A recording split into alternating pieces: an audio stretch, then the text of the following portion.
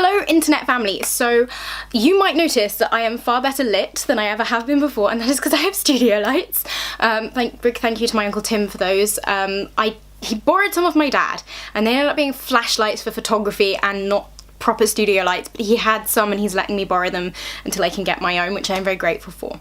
Now, it has been a while since I filmed a video. I have been very busy. I have been doing singing exams and radio plays and filming, and all sorts has been happening, and I've been very busy, but I will catch you all up with that at some point in the future.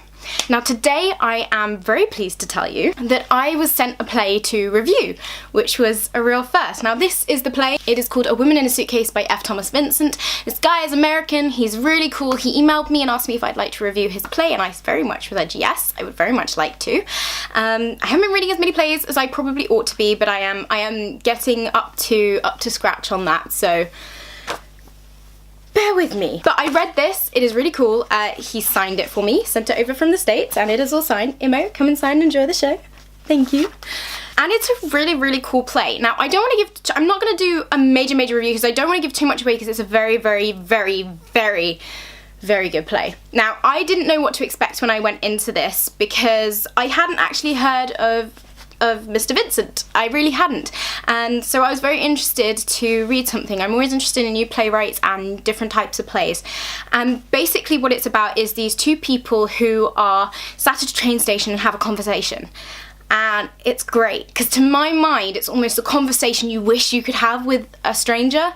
You know, you wish you could just go up and sit and talk to this person, and not a lot of people go out and do that. So for me, I really enjoyed reading this. It was like, just say what's on your mind, was what the characters were doing, and I loved it. I really did. It's also ever so slightly British. I think it's meant to be on the commuter rail in America, and I have been on the commuter rail in America. I went on it at the beginning of this year. But the PA system is over and above partway through this, and it very much in my insides went, please mind the gap between the train and the platform edge. You can tell I've been to London far too much. But I'm in love with this. So I'm gonna go back because I'm gonna get myself confused. I'm waffling. So there are technically 4 characters in this play. So I'm gonna read from the blurb because I find it easier than trying to describe it myself, because if I try to describe it myself, we're gonna get into another waffle situation, which isn't good. Doris is a very pretty, peculiar woman wearing a 1960s style dress with a matching purse and bow in her hair. Henry, a very plain, overlookable man wearing a grey suit with an inseam above his ankles exposing his argyle socks and retro eyeglasses. And the public address system, so the PA system, so like please mind the gap between the train and the platform edge system. A very soothing female voice with a calming effect, never seen, just heard over a loudspeaker. And Evie, a very smart, sophisticated woman wearing a 1960s style little black dress, pearls, and a pillbox hat. Too many P's. My brain isn't working today. I would just like to state that it is, oh, my battery's run out. How typical! Like, how typical is my life? It's sometime like 6 in the evening, hence why I've got lights, because it's too dark now in the UK. We are basically on a blackout, and I've just finished work, so my brain is working. And this, I'm going to tell you what the setting is now. It's set in an open-air light rail platform in minor metropolis, not the main railway station, rather a small stop located in an obscure part of the city. It's the final halt for passengers boarding for the airport. A modern, sleek sunshade hovers over a bench. The ding-ding and whoosh of electrical trains can be heard with every arrival and departure. It is set in on April 1st, April Fool's, guys, at 10:48 p.m. present day. So I really like the fact that we had sort of the 1960s retro kind of a costume, but it was set in modern day. That was kind of cool, because to be honest with you, I very much dress as though I am not from this planet, so I can appreciate that. Now, I think it's really cool, and it's set out very much like you would any other play script, play text, whatever you want to call it. But he has written in bold at the top, I don't know if you can see, okay, I don't think it wants to focus, but you can just see happy birthday at the top here, sneak peek preview. And so at the top where when the conversation changes between the two characters, he titles it so you know exactly when people are switching from one sort of a conversation to another. So it's only the two characters, but you know when you're talking to someone and you kind of like, you're talking about one thing for a while and someone mentions something else that's linked and it switches over. So it's just so you know where you are as an actor in terms of where the conversation is going, which actually I found really useful. I did get a little bit confused and think that they were chapter titles for one, but he does say that in the beginning. It's in the author's note, which I'll read to you. Like most conversations, there are abrupt shifts in mood and subjects, which I highly agree with, which I think this really brings to the forefront.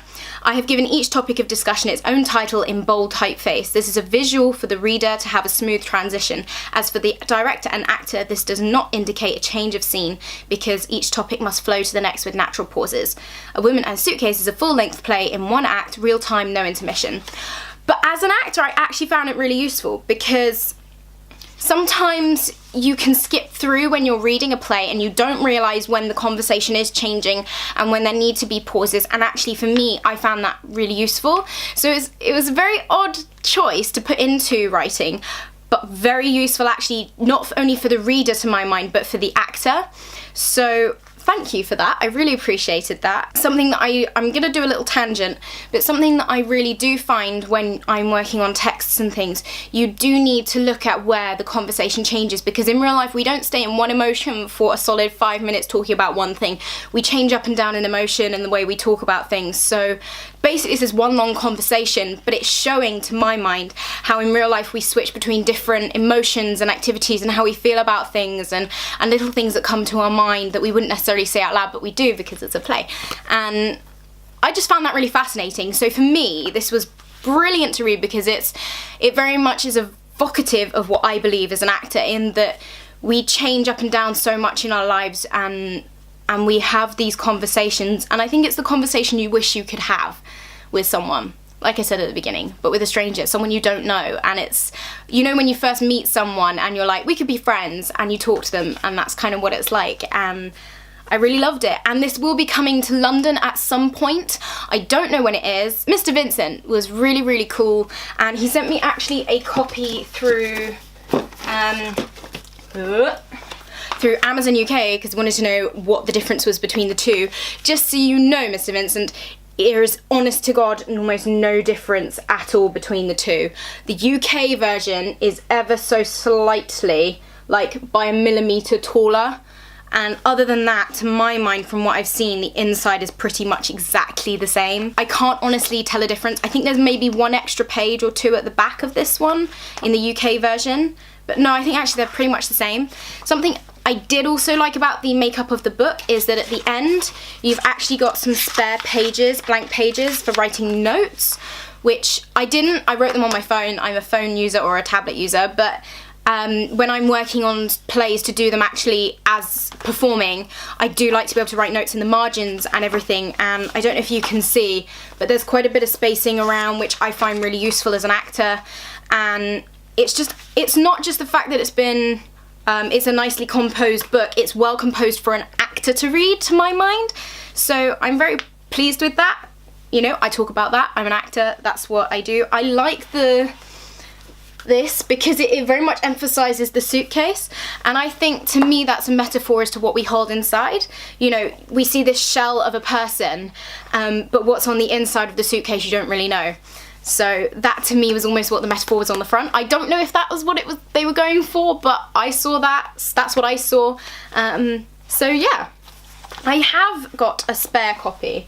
So at some point I will possibly do a giveaway of one of these, just so that another reader can, or another actor, performer, whatever you'd like to call yourself, can have a copy of a play. So I will be doing that at some point, probably in the new year. I haven't got time to sort things out like that yet. So if you want to possibly own a copy of this, like, follow, subscribe, all that jazz, you know the drill. Yeah, this is my theatrical shelf. I quite like being in front of a bookshelf. I'm very much a readery person. This is my shelf of all-time favourite books ever. This is my shelf of plays, and it has the hollow crown on it because it's amazing. And I think it looks pretty, and it's got Tom Hiddleston's face on it.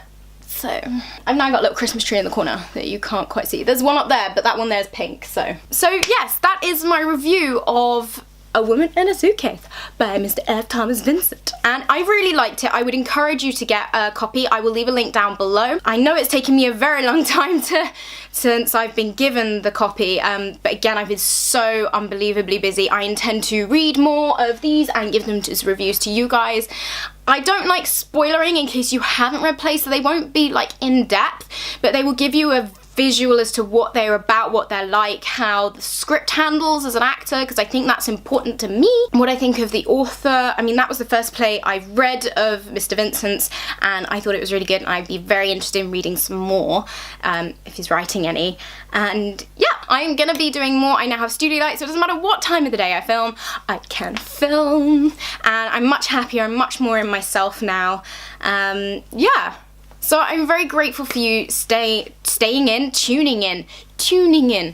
I am not getting vowels or consonants today. It's not one of those days. But thank you so much for watching, guys. Like, comment, and subscribe. Make comments if you read this play. Comment. I'd love to know what you thought. If you have any play suggestions for me as an actor, please put them down in the links below. Or if there's a play that you've heard of and you'd like it to be reviewed, let me know. Anything of the theatrical kind, send me an email if you'd rather and don't want it to go in a public thing. I'm more than happy to answer your emails. Everything is linked down below, and I shall see you guys through a lens sometime very, very soon.